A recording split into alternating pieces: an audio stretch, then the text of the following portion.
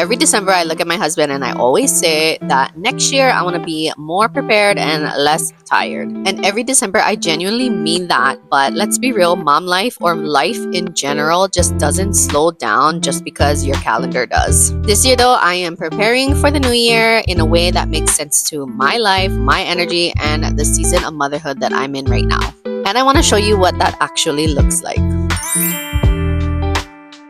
Welcome back. If you're new here, hi, my name is Cherry. I am a stay-at-home mom of 3 from Hawaii. And over the last year, I have been building and refining systems that help make me feel less overwhelmed and more in control of my life. I am the type of person who loves the new year because the idea of a fresh start literally screams yay to me. Because if you've had a year like me, definitely need a fresh start. But whether you like to enter the new year like it's a new chapter or you completely loathe it, you probably clicked on this video for some kind of motivation or inspiration. So today's video is a cozy chat with me about how I'm preparing for 2026. So grab your coffee, grab your tea, whatever you want to drink, and let's get right into the video.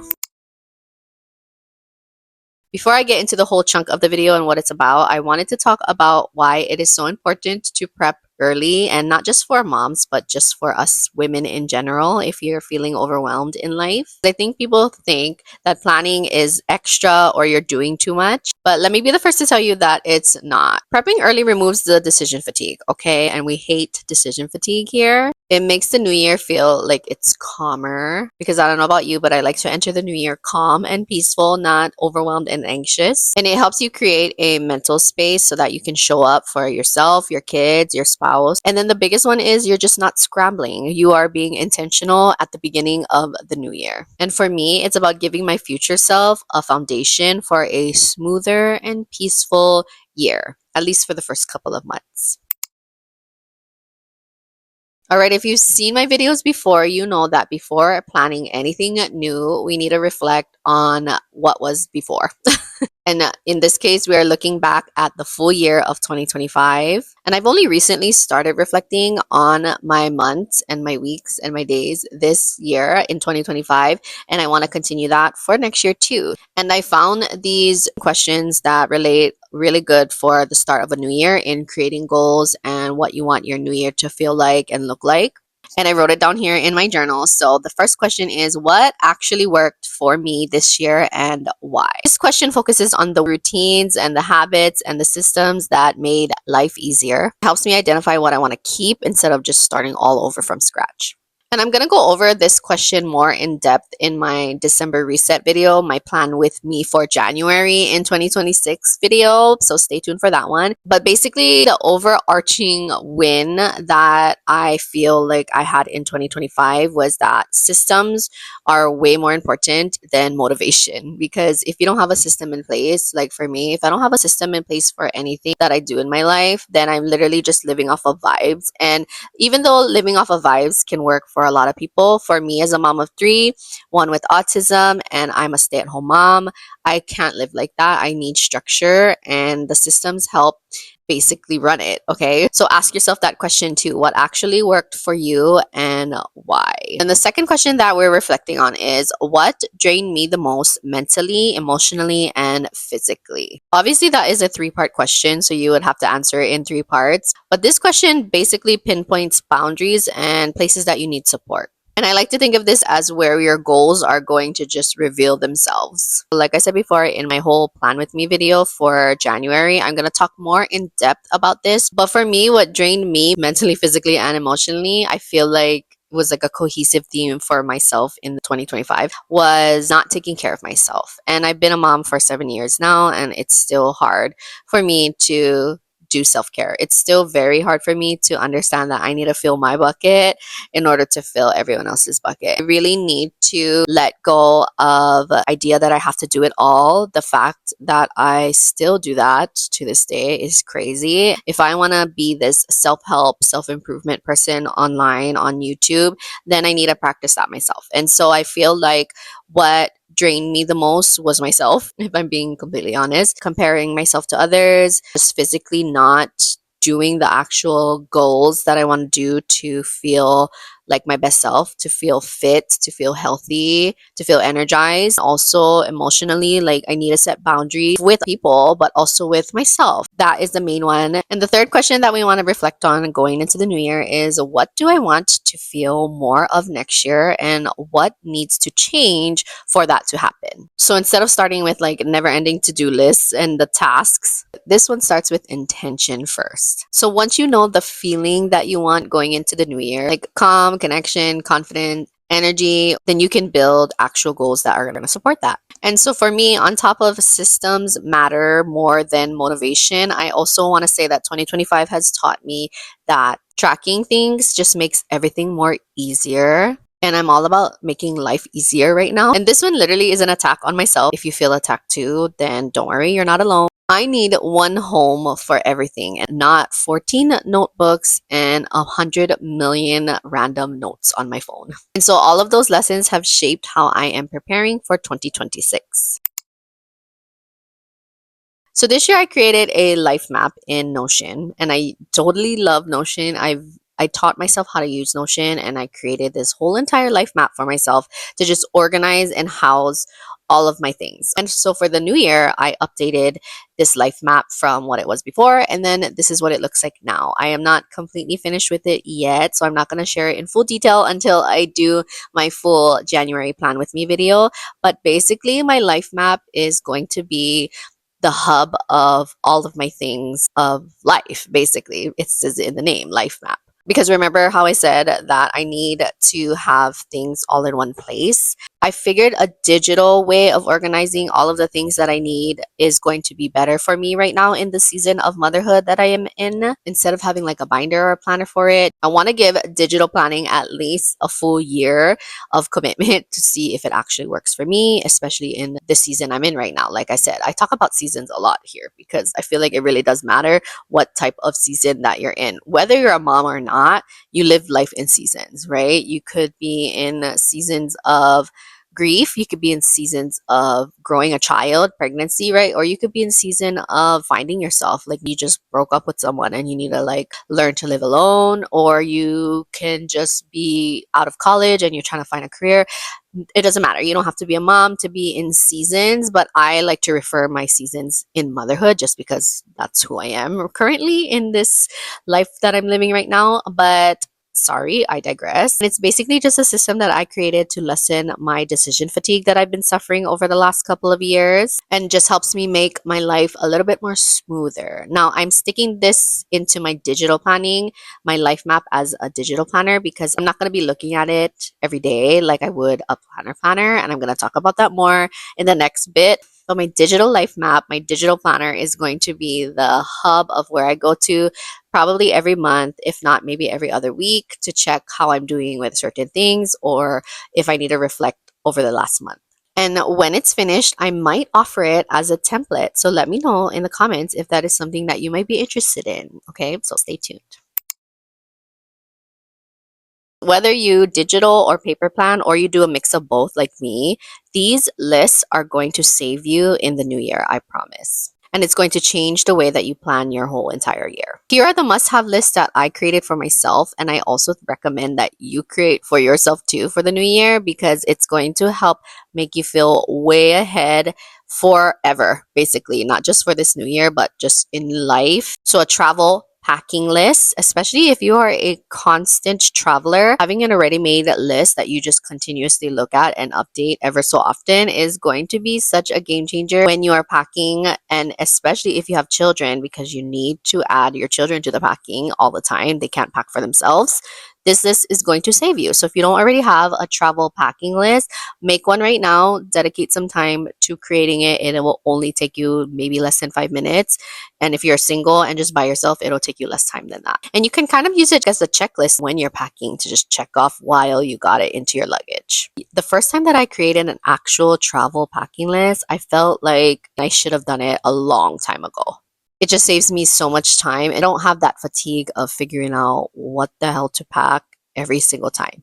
Okay, second list that you need is a Christmas list or a birthdays list. Okay, Christmas list meaning all the people that you're going to buy gifts for. And if you're not a really big gift giver anyway, this list will probably be very, very short, but you should still have one because you have family members, you have friends, you have coworkers, maybe you have your kids' teachers that you want to give gifts to. And it's always a great thing to have ahead of time of a list of people that you're going to spend money on or spend time on to gift. And like this time of year, when it actually is the holidays, this list is going to come in clutch for you because you're already well prepared. You didn't forget anyone to send a holiday card to. And bonus, if you want to add on the Christmas list, like I do, I put a budget next to each person's name just so that I know how much we intentionally want to spend on certain people. It is going to help lessen the stress during the holidays. Cleaning tracker and a budget tracker. I talk about this a lot on my channel, especially in my monthly Plan With Me videos, but a cleaning tracker just to keep track of everything that you want to clean, especially the ones that are like quarterly jobs, like big garage clean out, or maybe you need to do a storage clean out. Every month you only do a deep clean for the fridge, things like that. You just want to have a list of all of the things that you want to clean throughout the year so that you can keep track of it. I call it a cleaning tracker because you're tracking what you clean throughout the year. And then the same for a budget tracker. You want to, especially if you're trying to be intentional with where your money is going, you want to see where that money is going. You want to track it. And ignoring does not help. Okay, we had to learn that the hard way, especially before I became a stay-at-home mom. But budget tracking, it's really simple, really easy if you create a system for yourself. But honestly, the foundation of budget tracking is to just track. Literally track what you're spending however you want to, whatever works for you, but track it. And then speaking of finances, you want to have a financial review checklist. So it goes with budget tracking. That is the foundation of any good financial plan. But after that, I want to say you need to have like a routine for looking at your finances. If you don't want to do like a weekly thing, a monthly checklist for what you need to review financially is going to be a game changer, I swear. Okay, even if it's just checking your bank statements, writing down how much you spent, and then putting a budget in for next week, that is all you need to do. But if you want to see my financial review checklist that I do every month for myself and my family, then you can check out the next video that I'm going to be posting, which is going to be my monthly plan with me, because I'm going to talk about it in there. And the next that I'm going to talk about is something that I rave about in a lot of my earlier videos because I was so proud of myself for creating this list. It is a restock or pantry list. This list is basically going to kill decision fatigue because if you're like me and you get stressed out with not knowing what to restock on or not knowing if you ran out of laundry soap or dish soap and you're going to have to like scatter and look around the house to see what you need to add to your grocery list,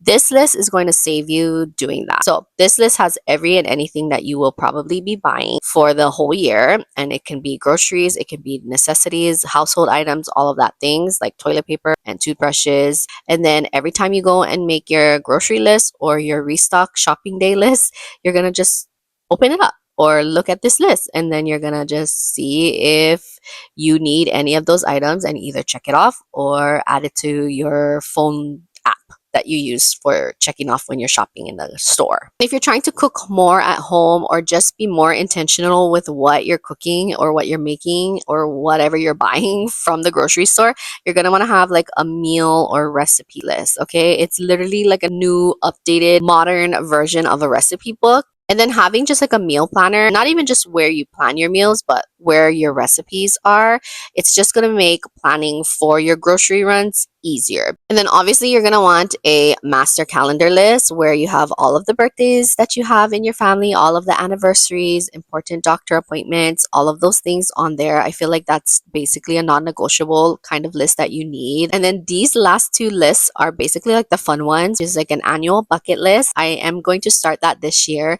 Last year, I intended to do it, but I just didn't do it. But I'm going to make an annual bucket list with myself and my husband, all the things that you hope and dream to do. And even if you don't get to do everything on that list, at least you have it in mind so that you can recycle it for the next year. And then a wish list. I feel like this year my sisters and I were really intentional with giving each other our gifts for Christmas, and I love that because we do want to give each other gifts that matter to us, that we actually really want. So having a already made wish list of things that you want, maybe things that you've heard your kids say that they wanted, or things that your husband or your friends said that they wanted, a wish list is great to have so that times like this in the holidays or on birthdays, you already know what you want or what other people want.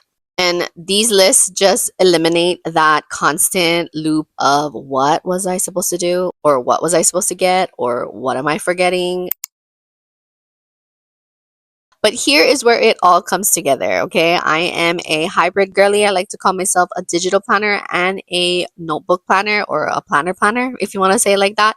But this is basically my ecosystem that I was starting in the end of 2025, and I want to bring in for the full year of 2026. And I love the term ecosystem because I have been going down the rabbit hole of planner, journaling, stationery, TikTok, and YouTube. I'm obsessed, okay? But your girl is on a budget, so I have to make do with what I have. And this one is going to be my planner for the new year. And this planner is going to be a weekly planner, obviously. It is the dupe for the Hobonichi weeks. I did put the Hobonichi weeks on my wish list to my sisters, so I'm hoping that somebody buys it for me. But if not, I have this, and I got it for like $10 off of Amazon.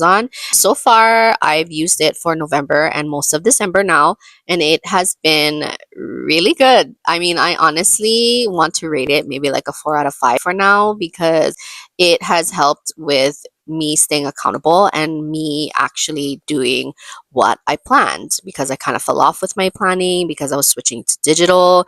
But now I want to just keep digital as like an organized hub of all of my things, and then go to book or paper planning instead for like my day to day, my weeks. Like I actually do the things that I'm planning. So my planner is going to be my daily accountability partner. I am going to invest in a Hobonichi cousin because I do want to do tracking and journaling in there because I love the layout. And like I said, I went down a rabbit hole and I was obsessed, but obviously it's an investment and I need to just practice for now. So in my old bullet journal, I've been practicing different types of layouts that I want to do for journaling and then also for tracking my habits. And I'm really excited to be doing that more in the new year because journaling is kind of like just relieving stress. I wanted to be more intentional with memory keeping, and I wanted to get into scrapbooking and all of that stuff. But I feel like writing things down and keeping track of the memories that way is going to be such a nice thing to look back on after one full year, because I've been stuck on watching those on YouTube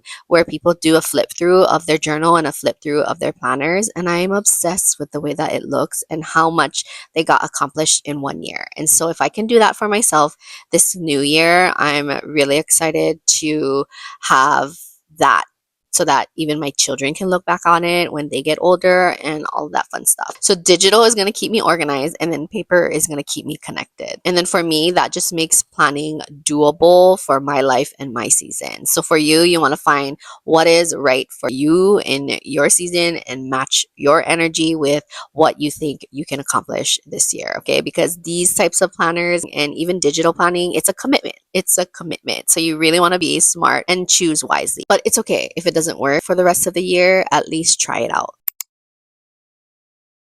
Here's why I think systems are the key to 2026. Because the older that my kids get, the more that I realize that next year is just not going to magically be calmer, but the systems can be. And nobody's going to save you from it. You have to create your own systems. And I had to learn that the hard way, okay? So the systems that you put in place, just like your planner ecosystem or your digital hub, or even just creating one or two lists on your phone app, is going to give you more peace than you understand. Okay, peace is really the theme of what I think I want next year to be. So having that system in place is going to protect your peace. And then systems also bring consistency. I feel like ever since I created systems like these, whether it's like planning or my digital planning or just creating like a system with the way that I upload YouTube videos, it just creates consistency. Obviously, you have to build it first, but once you have it built and once you get into the routine, then you'll be consistent. And remember, it doesn't have to be perfect consistency. Messy consistency works too, but the systems that you create now is going to give you that momentum to continue to keep doing what you're doing. And then for me, systems prevent burnout. Obviously, we're still going to reach burnout in some points in our lives because who doesn't? Like, we're all human. That's literally how it works. You're going to have burnout, but systems, if you have them in place, like for my planning, if I have a planning system in place, I at least know what I can fall on to, or I have something to fall back on when I'm feeling burnt out. And it's just like with journaling and all of that stuff too. If I'm feeling burnt out with journaling, then maybe I'm doing too much and I just need to do less journaling and maybe just write one sentence. So obviously burnout is going to happen, but if you have a system in place, you can at least know what to fall back on. And then systems are going to help you show up as the person that you want to be, as the mom that you want to be, the friend, the wife that you want to be. It gives you that confidence to make goals and accomplish them. And that's why I love creating these types of videos, because I also need this reminder that systems are really where it's at to feeling less overwhelmed and more in control. So for me, if 2025 was a year of a learning, then 2026 is a year of building. And you can totally quote me on that. If you're watching this and you already feel a little behind or overwhelmed, don't worry, you're not alone. Just remember that you don't need a perfect plan. You just need a simple system that fits in the season that you're in. So prep now so that your 2026 can feel more intentional instead of reactive. I will be sharing my full life map when it's finished, because your girl didn't finish it yet, but I will keep you updated. So make sure you're subscribed so that you don't miss that video. If you want to see how I take all of this and actually plan out my month, my December reset video is coming next. We're going into 2026 with intention, and we're gonna do it feeling prepared, and we're gonna do it together. So if you made it this far into the video, I love you so much, and I will see you in the next one.